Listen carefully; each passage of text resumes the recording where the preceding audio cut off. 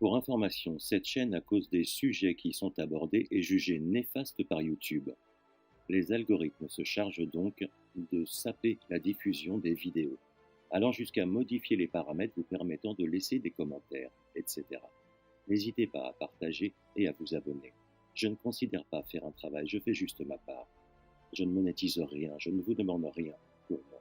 Juste aidez-moi à les aider en partageant. Deux transsexuels dénoncent la propagande LGBT et la manipulation sur les enfants. Bonjour, j'espère que vous allez bien. Je vous propose de découvrir Anaïs et Madeline, deux transsexuels qui témoignent avec beaucoup d'intelligence de ce qu'elles sont et vivent dans leur intimité en tant que transsexuels. Et chaque intimité a le droit d'être respectée tant que cette intimité ne nuit pas aux autres. Elle dénonce la manipulation faite autour de cette mouvance LGBT et le fait que ceux qui manipulent les enfants afin de les déstabiliser mentalement sont des criminels. Elle dénonce les dérives sectaires des idéologues du genre.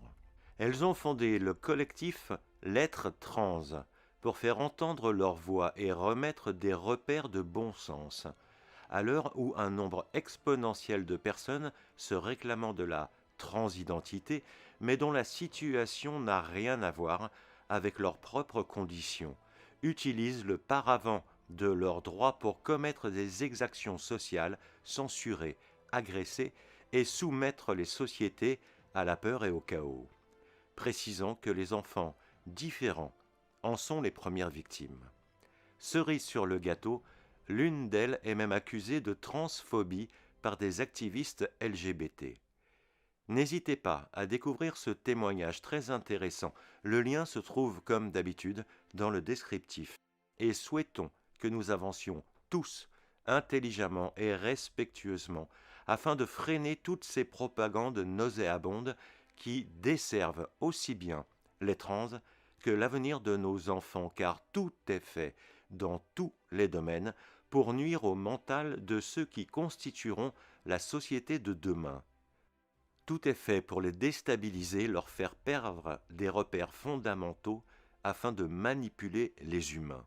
Cela me rappelle le livre d'un certain Kalergi, l'un de ceux qui ont œuvré pour la création de l'UE. Alors, petit rappel. Peu de gens savent qu'un des principaux protagonistes du processus européen est aussi celui qui a planifié et programmé le génocide des peuples européens.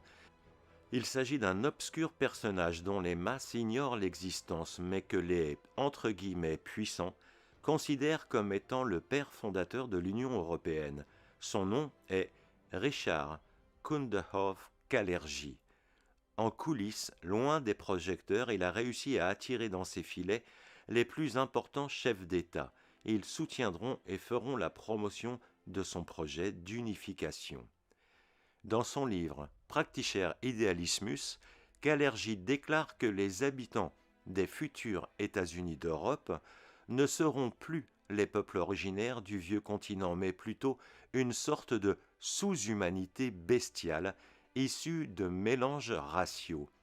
Il affirmait sans demi-mesure qu'il était nécessaire de croiser les peuples européens avec les Asiatiques et les Noirs pour créer un troupeau multiethnique sans qualité spécifique et facile à dominer pour les élites au pouvoir. Prenez soin de vous et de vos proches. À bientôt, ici ou ailleurs. Portez-vous bien.